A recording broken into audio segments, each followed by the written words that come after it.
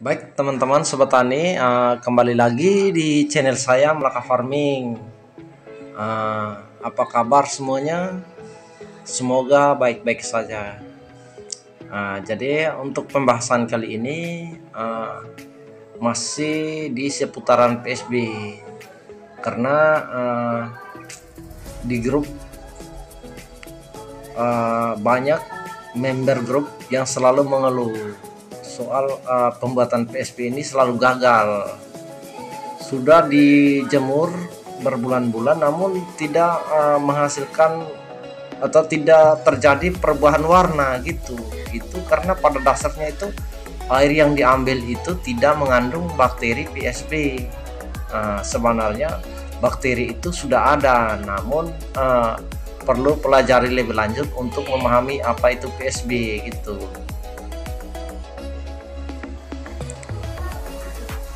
Nah, sebelum kita memasuki pada proses pembuatan, pertama kita mengenal dulu apa itu PSB. Jadi ini definisi menurut saya.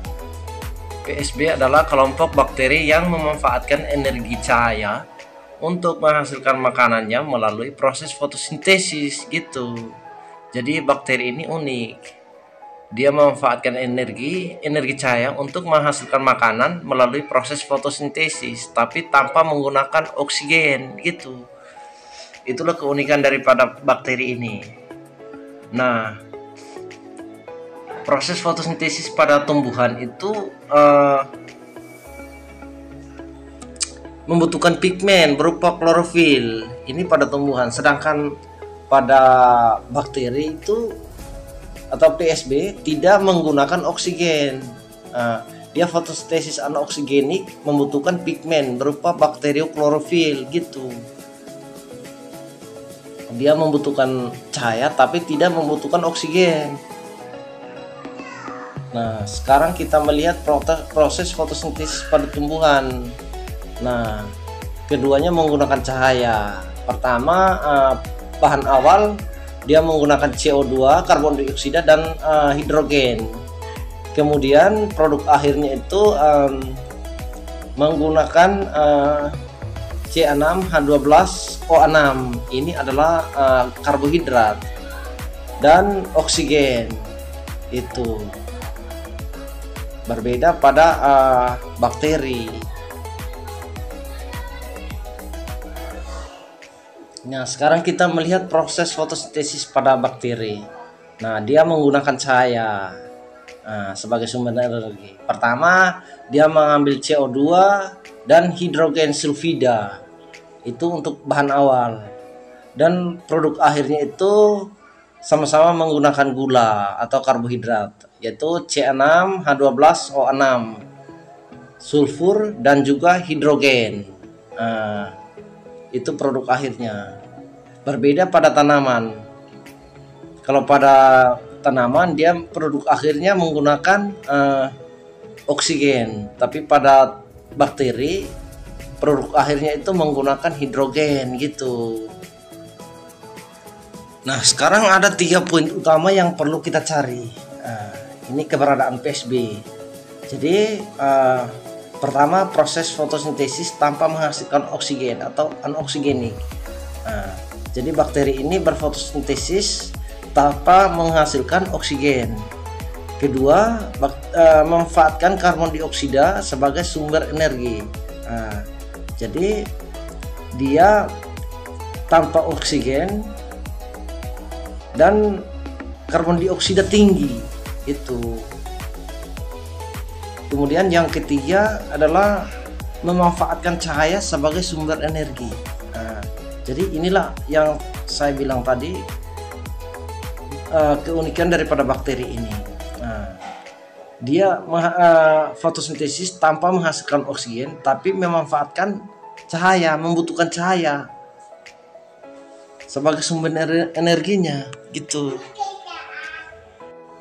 Nah, dari 3 kategori ini, kita mulai paham bahwa keberadaan PSB ini pertama tanpa oksigen, kedua karbon dioksida tinggi, dan yang ketiga adalah menggunakan cahaya. Itu.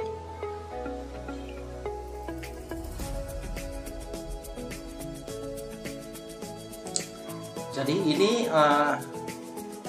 ini saya menggunakan botol bedding sehingga bisa tembus cahaya. Ini ilustrasi saja sebagai air yang terpapar karena sinar matahari, atau air kolam, air sungai maupun air di sawah gitu. Jadi kita mulai pada 3 kata kunci tadi.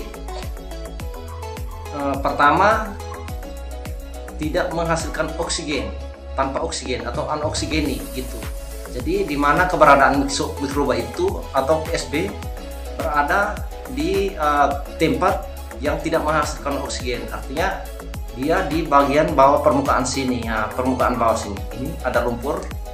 Nah, ini tidak menghasilkan oksigen. Karena air itu semakin ke atas, maka semakin tinggi oksigen. Nah, ini yang di bagian permukaan atas itu tinggi oksigen, sedangkan di bagian tengah itu minim oksigen, ada tapi sangat sedikit. Kemudian turun lagi ke bawah itu tanpa oksigen sama sekali. Nah, kemudian yang kedua adalah menghasilkan karbon dioksida tinggi. Jadi di mana karbon dioksida itu berasal, jadi karbon dioksida itu dihasilkan dari proses penguraian. Jadi kita akan melihat proses penguraian itu di mana. Jadi biasanya ada dedaunan atau bahan organik yang jatuh ke dalam tanah, sini ke bagian dasar sini, nanti akan diurai oleh mikroba, kemudian menghasilkan oksigen, karbon dioksida gitu. Kemudian memanfaatkan cahaya, itu yang ketiga. Jadi usahakan air itu terpapar kena sinar matahari. Itulah keunikannya, terpapar kena sinar matahari tapi tanpa oksigen. Gitu. Jadi mungkin teman-teman bisa memahami ini. Jadi untuk pengambilan air itu, jadi harus benar-benar perhatikan, air itu semakin ke bawah maka semakin minim oksigen, sedangkan semakin ke atas semakin tinggi oksigen dan tinggi oksigen dan kurang karbon dioksida, sedangkan semakin ke bawah maka minim oksigen dan tinggi karbon dioksida gitu. Karbon dioksida itu dia berada di bagian bawah sini, dasar sini. Karena sesuai ini yang tadi saya sampaikan, itu proses penguraian itu atau bahan organik itu dia berada di bagian sini. Biasanya kalau kita gali lumpur itu terdapat beberapa jenis warna lumpur, ada yang hitam, coklat. Yang hitam itu terjadi proses penguraian oleh bakteri Clostridium gitu. Nah, sekarang kita akan memperlihatkan lumpur yang kita ambil dari kolam. Maaf, tadi tidak sempat mengambil videonya, tapi ini kita akan memperlihatkan ini. Jadi di bagian dasar bawah air itu terdapat berbagai jenis lapisan atau warna tanah. Ada kecoklatan, ada orange, ada hitam, dan juga ada yang keabuan gitu. Jadi sekarang kita memasuki pada tahap pembuatan PSB ya. Nanti kita campurkan dulu.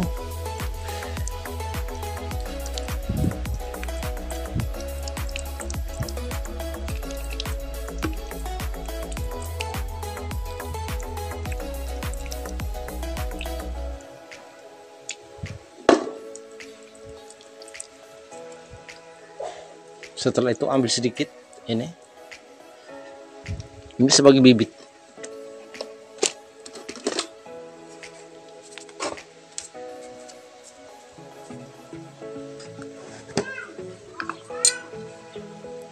Lalu campurkan dengan sedikit kapur, karena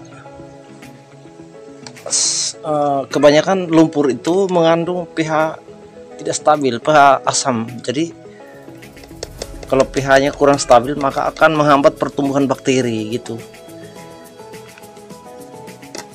Kemudian kita tambahkan sedikit air. Ini air yang kita ambil sedikit dari kolam.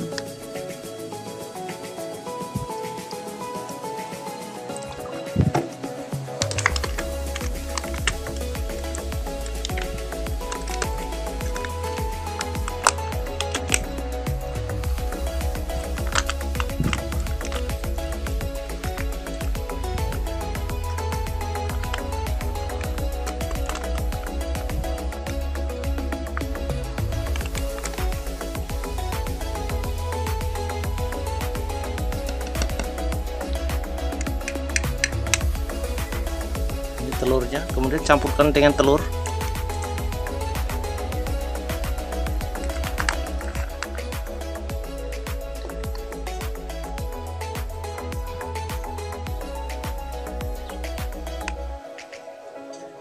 Jadi yang lebih bagus telur busuk, sehingga kandungan sulfurnya tinggi itu.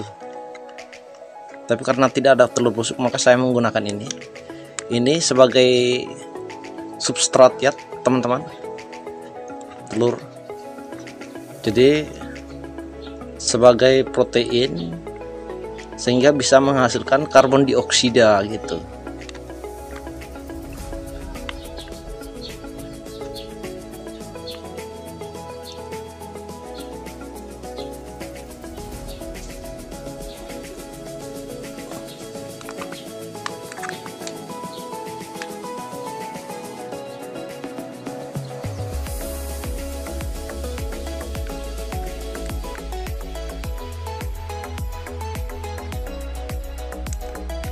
Setelah itu masukkan ke dalam botol mineral, botol aqua.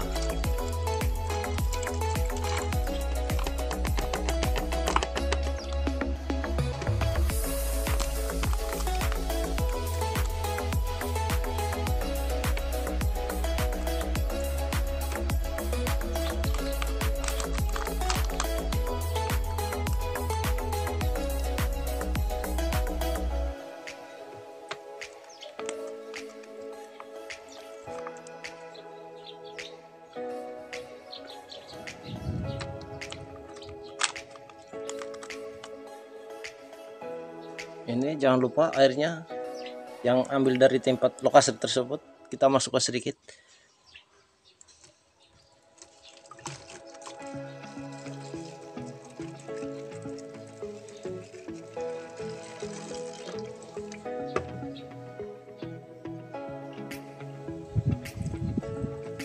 Kemudian tambahkan air sumur.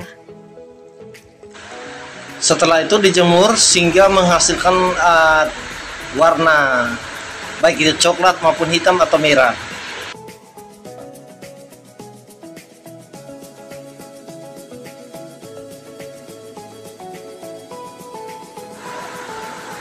Nah, dan yang ini hasil dari yang saya kultur.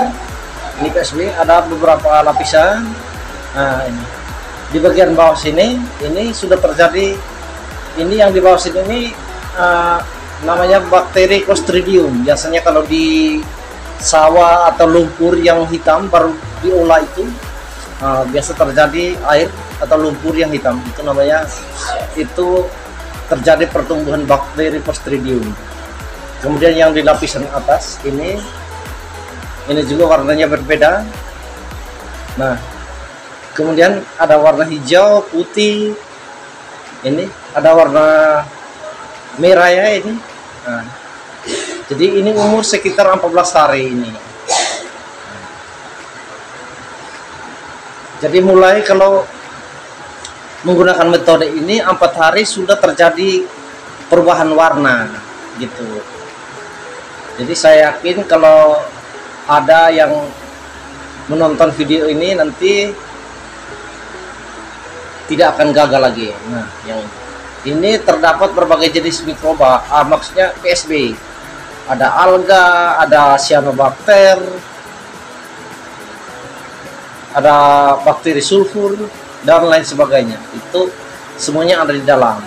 Nanti kalau dijemur terus akan menghasilkan cairan yang sangat merah pekat gitu, atau bahkan bisa jadi sulfur ungu.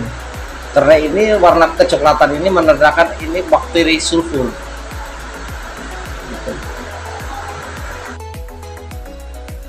Dan yang ini sebagai bibit ya, biang untuk membuat PSB. Jadi kalau untuk memperbanyaknya, jadi teman-teman bisa mau mengambil yang mana, yang hijau atau yang warna merah. Nah, ini ada warna merah. Nah, ini jadi terserah mau ambil yang mana, tinggal dipilih saja. Nah, Jadi kalau mau ambil yang cairannya juga bisa, ambil sedikit kemudian campurkan dengan PSB yang baru dibuat. Masing-masing masukkan 2 atau 3 tutup botol ke dalam botol yang baru gitu. Jadi itu saja yang saya sampaikan. Semoga bisa bermanfaat bagi teman-teman sobat tani. Dan yang sudah menonton video ini jangan lupa tekan tombol subscribe, like. Jika ada pertanyaan mengenai PSB silakan menulis komen di bawah kolom komentar, kemudian bagikan kepada teman-teman yang lain sehingga bisa bermanfaat bagi teman-teman yang lain gitu. Terima kasih.